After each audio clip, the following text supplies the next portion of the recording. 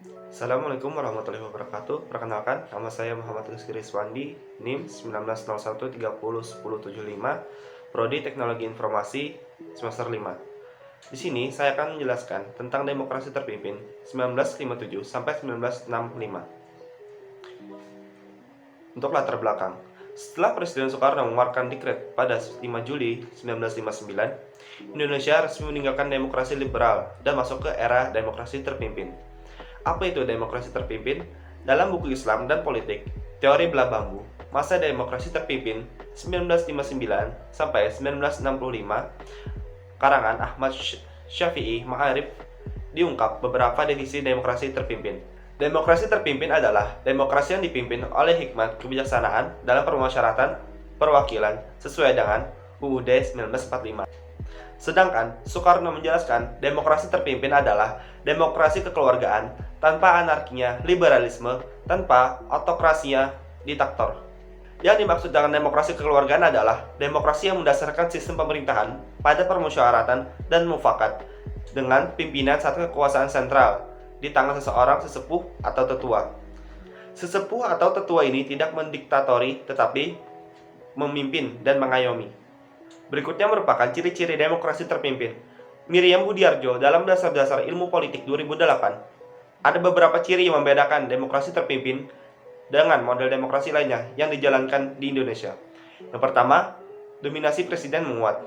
Yang kedua, pembatasan peran DPR dan partai politik. Yang ketiga, meningkatkan peran ABRI dalam kekuatan sosial politik.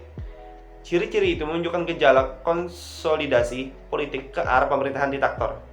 Ciri-ciri ini bisa dilihat dalam berbagai kebijakan yang diambil Soekarno. Sebagai contohnya, Soekarno membentuk lembaga tinggi negara, yakni MPRS, Majelis Permusyawaratan Rakyat Sementara, dan DPAS, Dewan Pertimbangan Agung Sementara.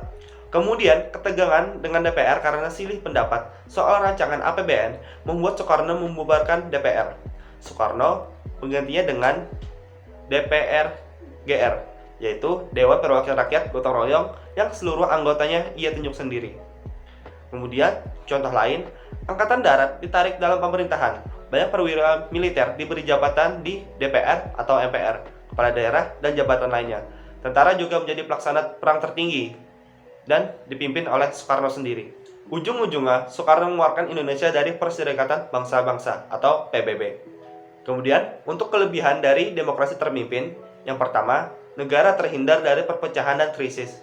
Yang kedua, mengembalikan UUD 1945 sebagai pedoman dalam menjalankan pemerintahan bernegara.